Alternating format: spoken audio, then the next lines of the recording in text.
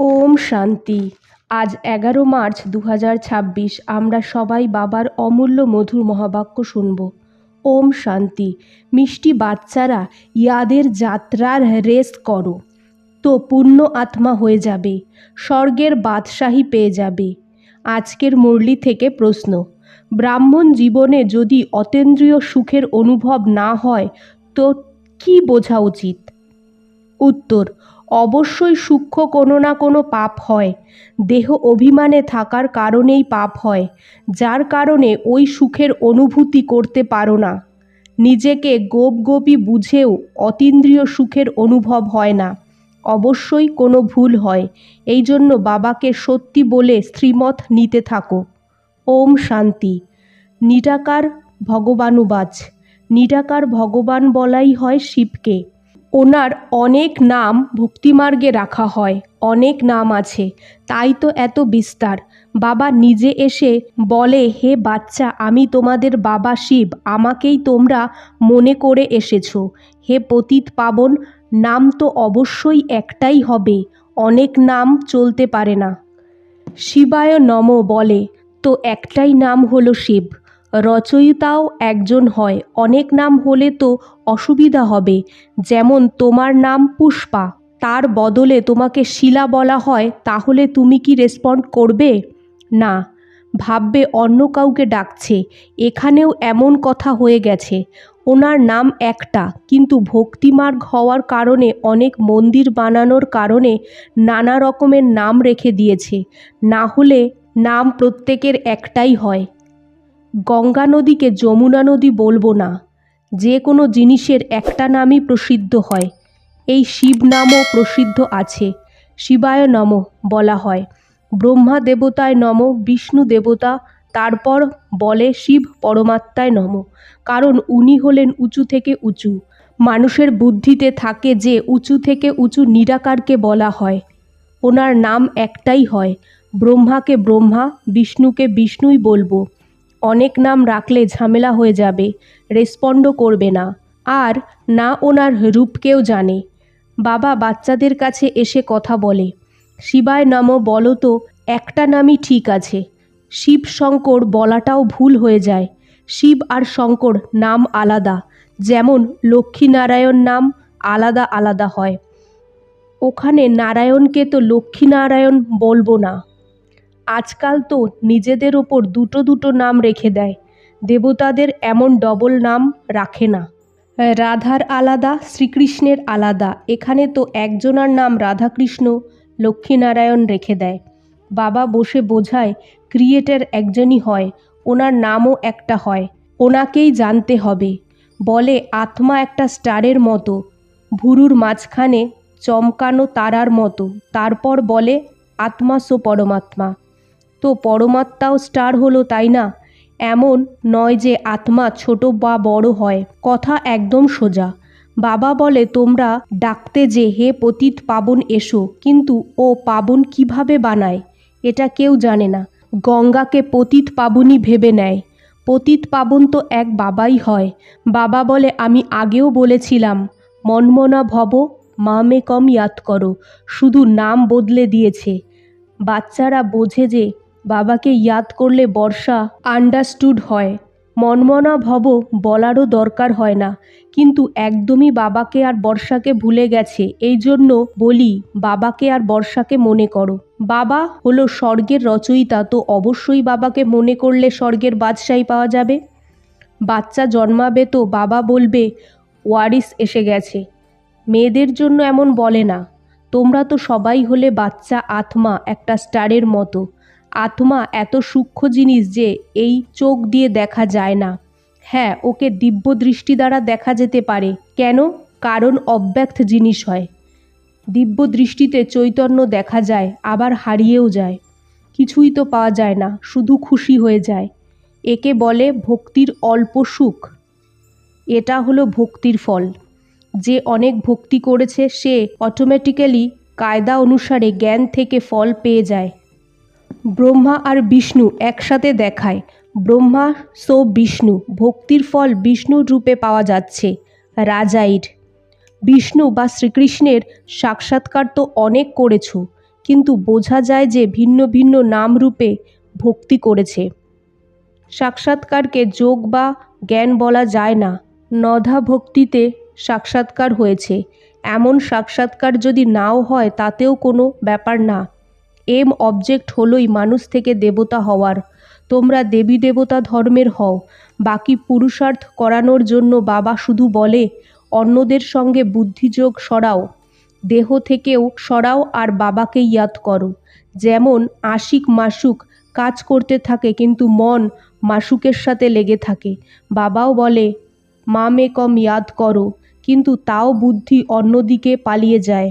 এখন তোমরা জানো আমাদের নিচে নামতে এক কল্প লেগেছে। সত্যযুগ থেকে সিঁড়ি নিচে নামে, একটু একটু খাদ পড়তে থাকে, শত থেকে তম হয়ে যায়। এখন আবার তম থেকে শত হওয়ার জন্য বাবা জাম্প করায়। সেকেন্ডে তমপ্রধান থেকে শতপ্রধান। তো মিষ্টি মিষ্টি বাচ্চাদের পুরুষার্থ করতে হবে।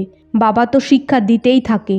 ভালো ভালো সেন্সিবল বাচ্চারা নিজেই অনুভব করে যে সত্যি অনেক ডিফিকাল্ট। কেউ বলে, কেউ তো একদমই বলে না। নিজের অবস্থা বলা উচিত।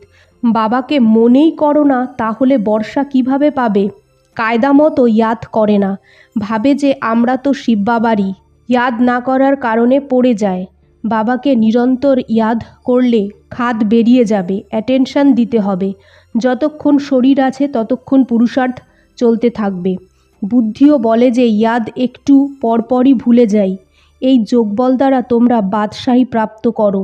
সবাই তো একরকমের পুরুষার্থ করতে পারে না, হয় না।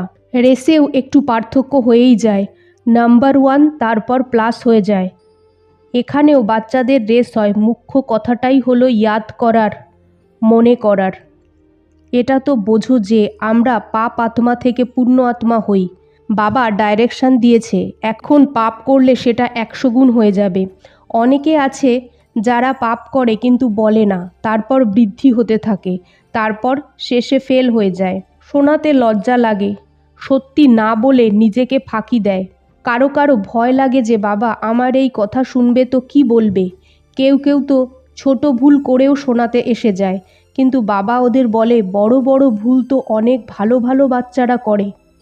ভালো ভালো মহারথীদেরও মায়া ছাড়ে না, মায়া শক্তিশালীদেরই চক্রে নিয়ে আসে। এতে বাহাদুর হতে হবে, মিথ্যা তো চলবে না। সত্যি বললে হালকা হয়ে যাবে। যতই বাবা বোঝাক তাও কিছু না কিছু চলতেই থাকে। অনেক প্রকারের কথা হয়। এখন যখন বাবার থেকে রাজ্য নিতে হবে তো বাবা বলে যে বুদ্ধি অন্য দিক থেকে সরাও। তোমরা বাচ্চারা এখন নলেজ পেয়েছো। 5000 বছর আগে ভারত স্বর্গ ছিল। তোমরা তোমাদের জন্মকেও জেনে গেছো। কারুর উল্টোপাল্টা জন্ম হয়তো তাকে ডিফেক্টেড বলা হয়। নিজের কর্ম অনুসারেই এমন হয়, বাকি মানুষ তো মানুষই হয়। তো বাবা বোঝায় যে 1 তো পবিত্র থাকতে হবে, 2 মিথ্যা পাপ কিছুই করা যাবে না, না হলে অনেক নিচে নেমে যাবে। দেখো একজনার একটু ভুল হয়েছে, এসেছে বাবার কাছে, বাবা ক্ষমা করো, এমন কাজ আর কখনো করবে না। বাবা বলে এমন ভুল অনেকের হয়, তুমি তো সত্যি বলেছ। কেউ কেউ ফার্স্ট ক্লাস বাচ্চা হয় যাদের বুদ্ধি কখনো কোথাও যায় না। যেমন মুম্বাইয়ে নির্মলার ডক্টর হলো নাম্বার 1। একদম পরিষ্কার মন, কখনো মনে উল্টোপাল্টা খেয়াল আসে না। এই জন্য বাবার মনে বসে থাকে। এমন অনেক বাচ্চা আছে। তো বাবা বোঝায় যে শুধু সত্যিকারের মন থেকে বাবাকে মনে করো। কর্ম তো করতেই হবে। বুদ্ধিযোগ বাবার সাথে যেন লেগে থাকে। হাত কাজের দিকে, মন ইয়াদের দিকে। এই অবস্থা পরে হবে, যার জন্য বলা হয় অতীন্দ্রিয় সুখ। গোপ গোপীদের জিজ্ঞাসা করো যারা এই অবস্থাকে পায়। যে পাপ কর্ম করে তার এই অবস্থা হয় না। বাবা ভালোভাবে জানে, তাই তো ভক্তি মার্গেও ভালো বা খারাপ কাজের ফল পায়।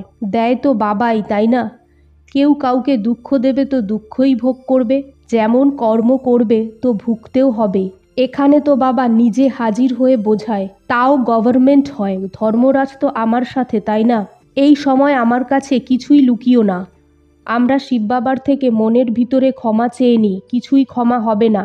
পাপ করলে কখনো লোকানো থাকবে না। পাপ করতে করতে পাপ আত্মা হয়ে যাবে।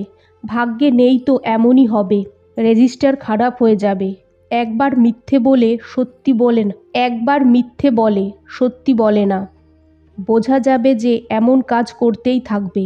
মিথ্যা কখনো লুকানো যায় না। বাবা তাও বাচ্চাদের বোঝায় যে বলো আমার থেকে এই দোষ হয়েছে। যখন বাবা জিজ্ঞাসা করে তখন বলে ভুল হয়ে গেছে। নিজে নিজে কেন বলো না? বাবা জানে এমন অনেক বাচ্চা লোকায়। বাবাকে শোনালে শ্রীমত পাওয়া যাবে। কোথা থেকে চিঠি আসে তো জিজ্ঞাসা করো যে কি উত্তর দেব। শোনালে শ্রীমত পাওয়া যাবে। অনেকের বাজে অভ্যাস আছে, সে লোকায়। কেউ লৌকিক ঘর থেকেই পেয়েছে, বাবাকে বলে দিলে তাহলে রেসপন্সিবল বাবা হয়ে যাবে। মার্গ অনেক উঁচু, কদমে কদমে সার্জেনের রায় নিতে হবে।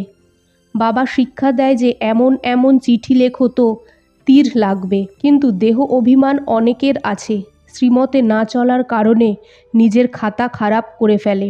শ্রীমতে চললে যে কোনো অবস্থায় লাভ হয়।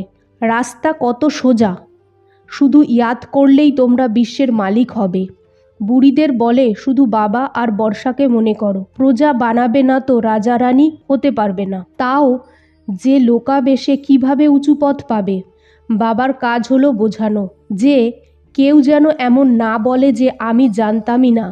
বাবা সব ডাইরেকশন দেয়, ভুলকে ঝট করে বলে দেওয়া উচিত, ঠিক আছে, তারপর আর যেন না হয়। এতে ভয় পাওয়ার ব্যাপার নেই, ভালোবেসে বোঝানো হয়। বাবাকে বললে কল্যাণ হয়। বাবা ভালোভাবে বোঝাবে, না হলে মন থেকে একেবারে ভেঙে যায়।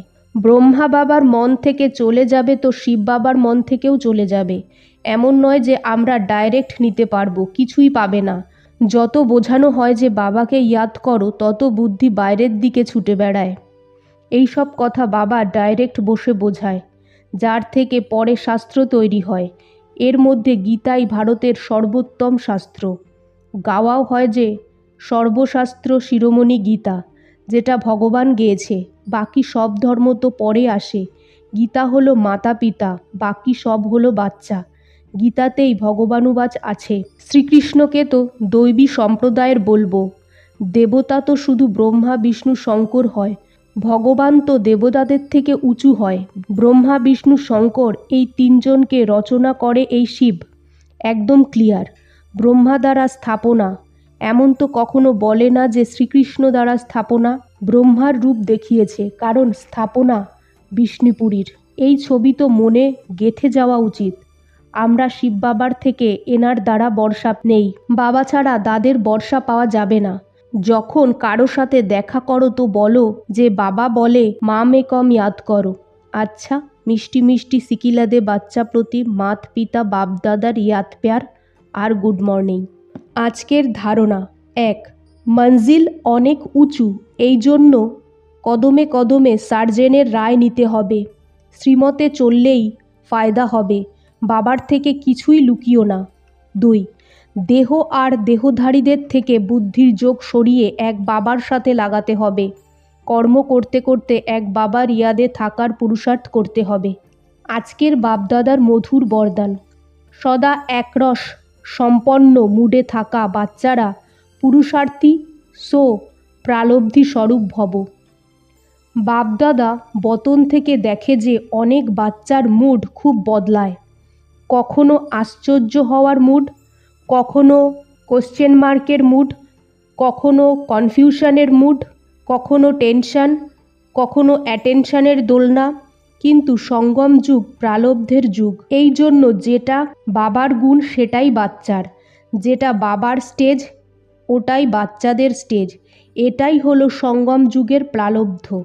তো সদা একরস একটাই সম্পন্ন মুডে থাকো, তখন বলবো বাবার সমান, অর্থাৎ প্রালব্ধি স্বরূপ ওয়ালা।